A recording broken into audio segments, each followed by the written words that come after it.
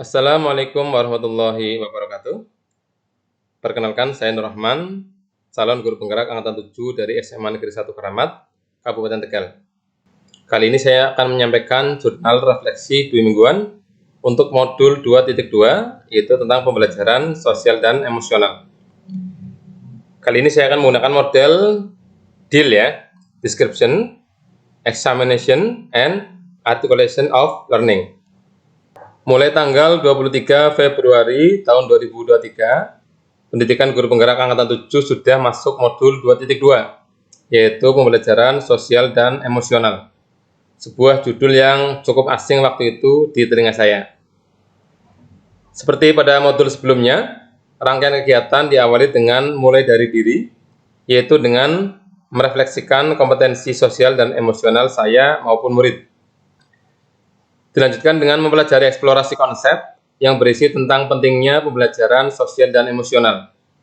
Definisi pembelajaran sosial dan emosional, kompetensi sosial dan emosional, kesadaran penuh atau mindfulness, dan implementasi pembelajaran sosial dan emosional di kelas dan di sekolah.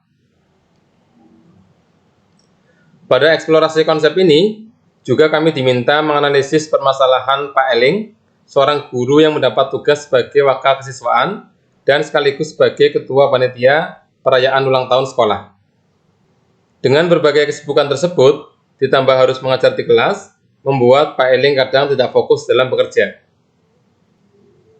Permasalahan Pak Eling sangat relate dengan yang kami alami sebagai seorang guru, sehingga ketika menganalisis kasus Pak Eling, seperti sedang membayangkan diri kami sendiri.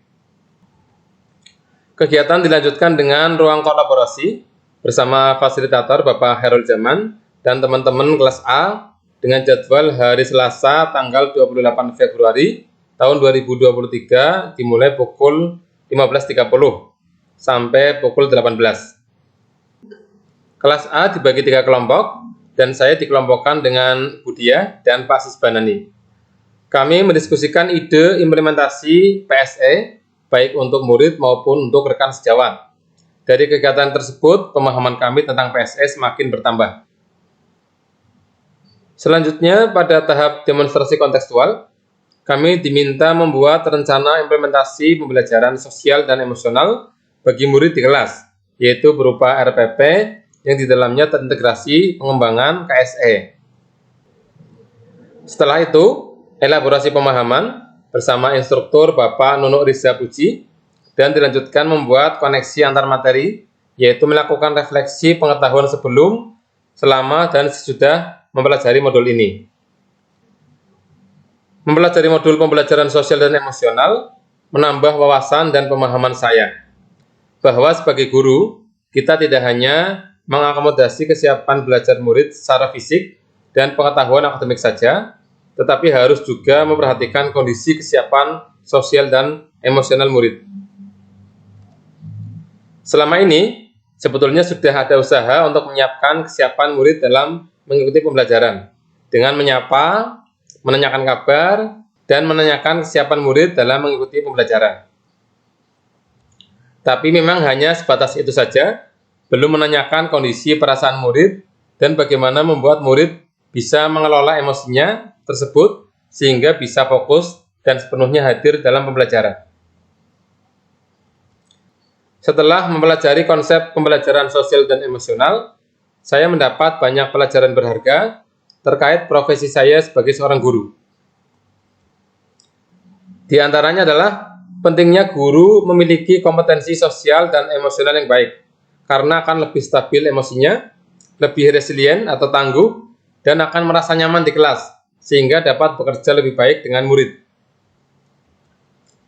5. Kompetensi sosial dan emosional juga penting dimiliki murid, karena dapat mendukung terciptanya lingkungan belajar yang lebih positif, peningkatan sikap positif, dan toleransi murid terhadap dirinya, orang lain, dan lingkungan sekolah. Selain itu, PSE atau pembelajaran sosial dan emosional memberikan fondasi yang kuat bagi murid untuk dapat sukses dalam berbagai area kehidupan mereka di luar akademik, termasuk kesejahteraan psikologis atau well-being secara optimal.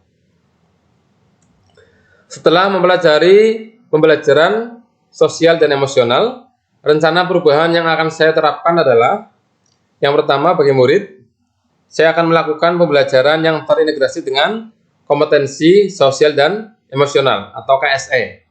Menciptakan lingkungan yang aman dan nyaman untuk memfasilitasi seluruh murid agar dapat meningkatkan kompetensi akademik maupun sosial emosionalnya. Yang kedua, bagi rekan sejawat, menerapkan kompetensi sosial emosional dalam peran dan tugas saya, kemudian mengintegrasikan kompetensi sosial emosional dalam pelaksanaan rapat dan kegiatan lainnya. Demikian jurnal refleksi untuk modul 2.2. Semoga bermanfaat.